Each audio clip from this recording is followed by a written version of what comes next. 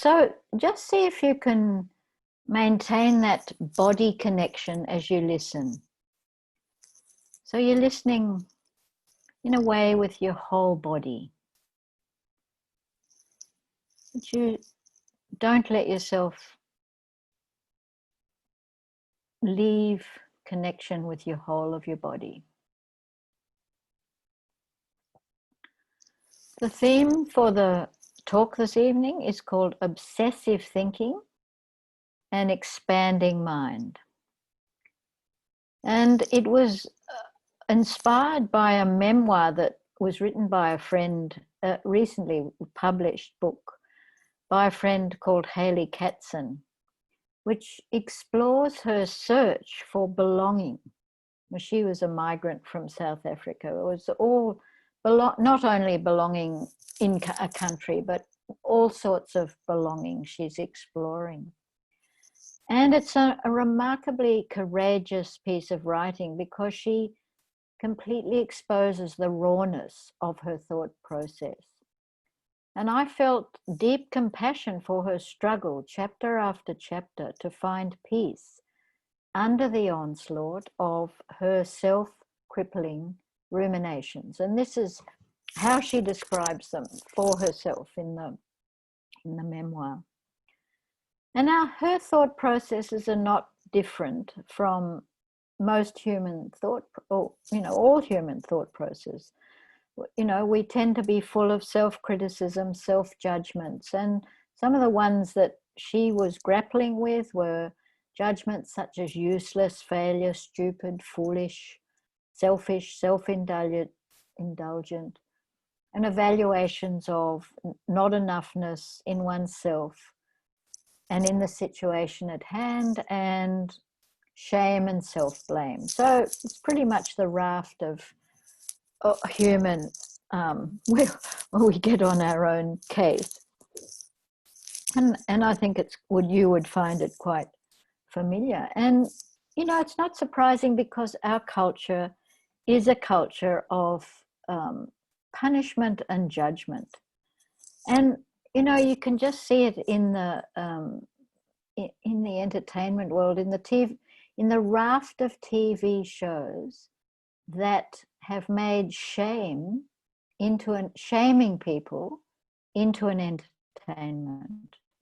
So you've got MasterChef, The Biggest Loser, those endless renovation shows, the survival shows, where people are ejected and blamed and shamed.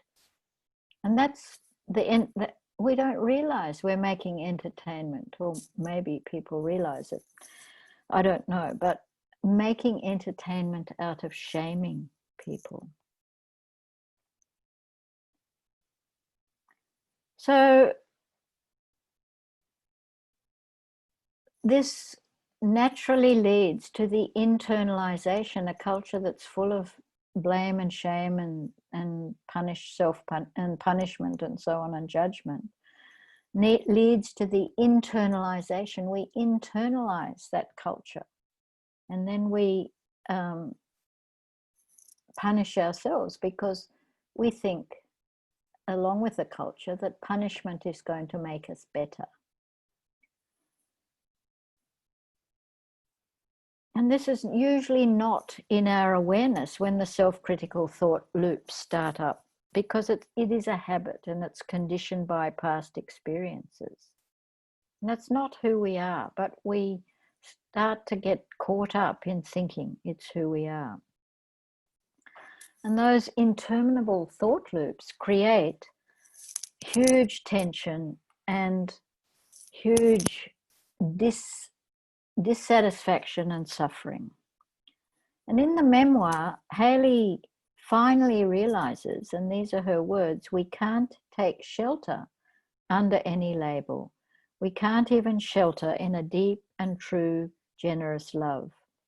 The richest and primary home, the only one that can keep ourselves safe, is inside of each of us. It is where the heart is, she says. So very informed by the Dharma, or, reaching her own conclusion on that.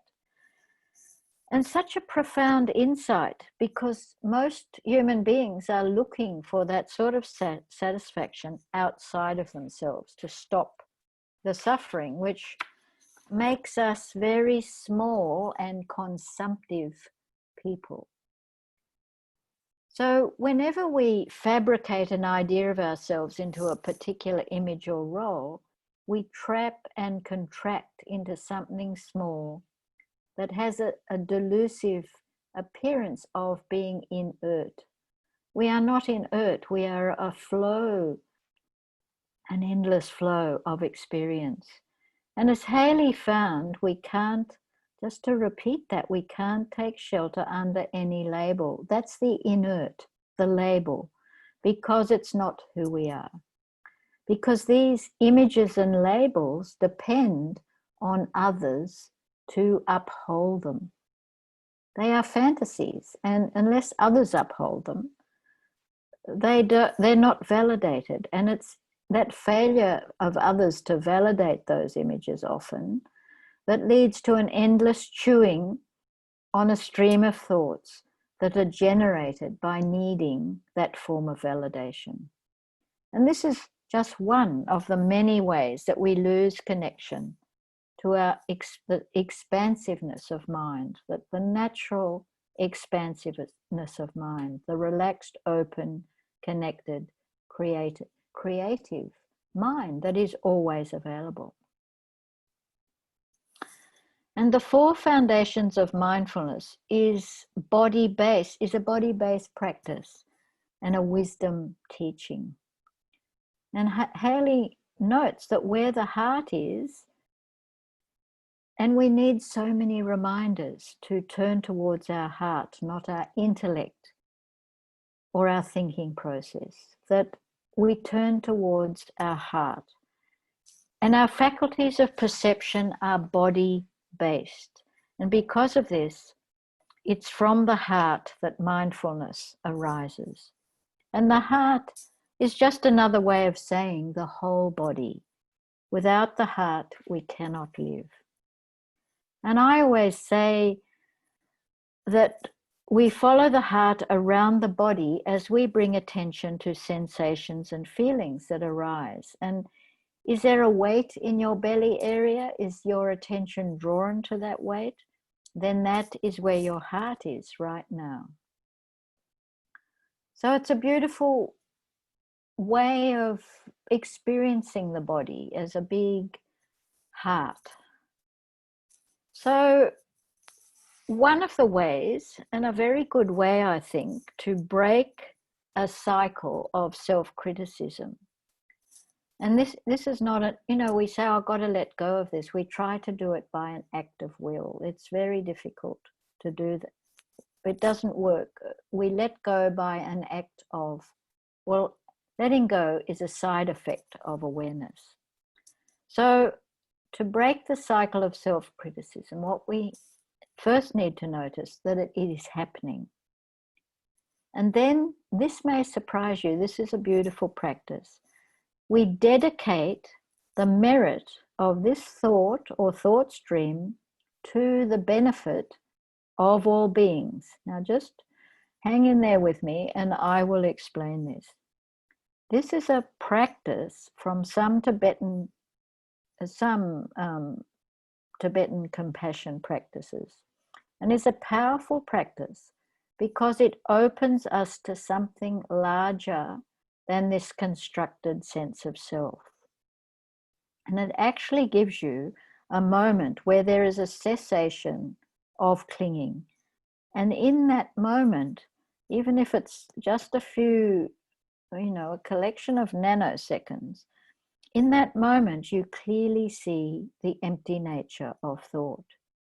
And you see that thought as well is part of its empty nature. The quality of its empty nature is it's conditioned by innumerable experiences that are not generated by a small and separate self.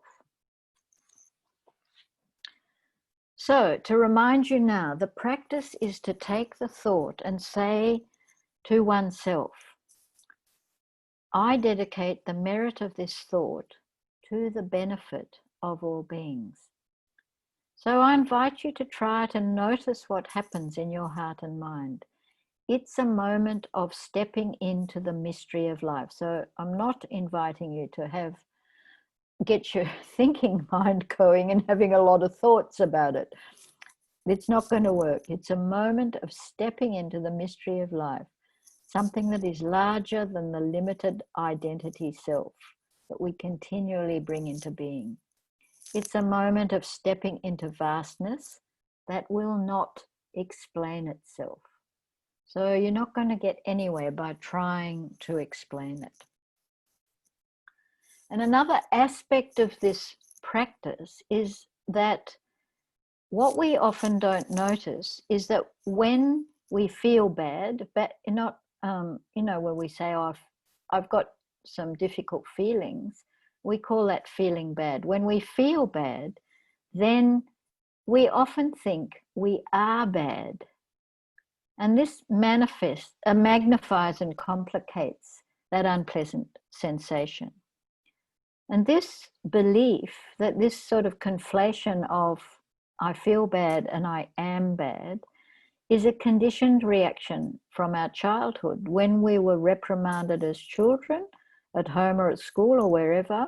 We would often feel bad, and then the child's mind would conflate that unpleasant feeling with the thought, I am bad. And we've forgotten to separate that out. It's a very good thing to start noticing that and separating it out, because the Dharma practice is about differentiating our inner experience. If I feel bad, it doesn't make me bad. It is simply an unpleasant feeling, and I will only magnify the feeling if I also add the thought, I am bad. So that 4 foundations of mindfulness are a guide to differentiating inner experience and to investigating what conditions what.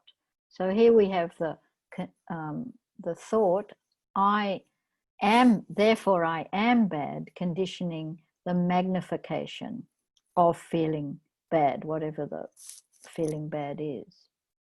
And so more unpleasant feelings arise. That is seeing the causes and conditions of how things arise. And so what we can magnify is a range of emotions such as anger, hurt, and fear when we don't notice that. And if we use this practice, this is one of many practices, but I think it's a very helpful practice. If we dedicate the thought or the feeling to the benefit of all beings, it can be transforming, because also we do not leave ourselves out. We often leave ourselves out. We belong to all beings. And so when we can let ourselves be and reflect on what is arising in our mind, then we have a choice about whether this is wise or wholesome, nourishing or unhealthy. And we tell ourselves a lot of, at the last retreat I did last October, I suddenly got the idea to call all these things we tell ourselves fake news. And because fake news has been around much longer than the more recent emergence of it as a description in the media. Humans have been concocting fake news against themselves for millennia, and the Buddha was onto it. And we're all in this fake news business together. So it's good to acknowledge that. And another phrase that goes with that phrase, may I dedicate this thought or feeling to the benefit of all beings. Another phrase that can help to expand the mind under the onslaught of self-criticism is to offer that. And you can say, may my self-criticism contain the criticism of all beings. And I just thought it might be interesting right now, if anyone is willing to turn on their mic, and if they've got some thought or feeling that they would like just to offer and share with the group, you may not want to, but it would be lovely if a couple of people did. And, you know, to do it mindfully, very mindfully, and good attention to, and see what happens in your body when you do that. Is anyone willing to turn on their mic and burst onto the screen and share that?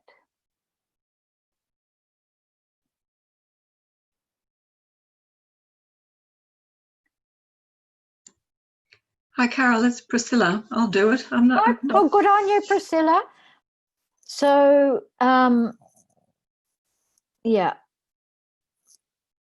So what we discover one of the things we can discover, it's like there's a lovely saying, just throwing it into, offering it all to all beings is like throwing it into the belly of emptiness, the great ocean of awareness that can hold it all. As it says in the Anguttara Nikaya Sutta collection, whoever pervades the great ocean with her awareness encompasses whatever rivulets flow down into the ocean. Those who taste mindfulness of body taste the deathless.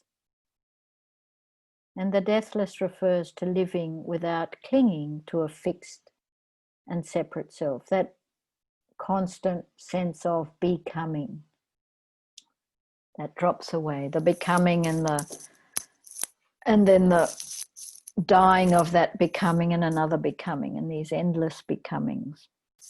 That's the deathless, not actual. That the body is, of course, going to end one day. So how I would like to, in fact, I wrote this whole talk because I wanted to read this poem by Mari Howe. I find this an amazing poem, and it's Mari Howe's a well-known poet, and it's an exploration of the Big Bang theory of the beginning of all things and a unity, both inner and outer, that we may all be longing for. And in the Buddha refers to beginningless time. The Buddha did not propose a Big Bang theory, so we don't want to get all caught up in that. But for me, the poem is a reminder of the peace of present moment awareness. And I love poetry because it can speak deeply to our consciousness in a different way. We access something very beautiful when we listen to poetry. And if we don't let ourselves get listening to the poems with our intellect and letting our intellect get in the way, we try to absorb the poem through the body, if that makes sense. So this poem is called Singularity by Mari Howe, and in brackets, after Stephen Hawking. So she says, do you sometimes want to wake up to the singularity we once were? So compact, nobody needed a bed or food or money. Nobody hiding in the school bathroom or home alone, pulling out the drawer where the pills are kept. For every atom belonging to me as good belongs to you. Remember? There was no nature, no them, no tests to determine if the elephant grieves her calf or if the coral reef feels pain. Trashed oceans don't speak English or Farsi or French. Would that we could wake up to where we were when we were ocean, and before that, to when sky was earth and animal was energy and rock was liquid and stars were space and space was not at all nothing. Before we came to believe humans were so important, before this awful loneliness. Can molecules recall it, what once was, before anything happened? No I, no we, no one, no was, no verb, no noun, only a tiny dot brimming with is, is, is, is, all, everything, home.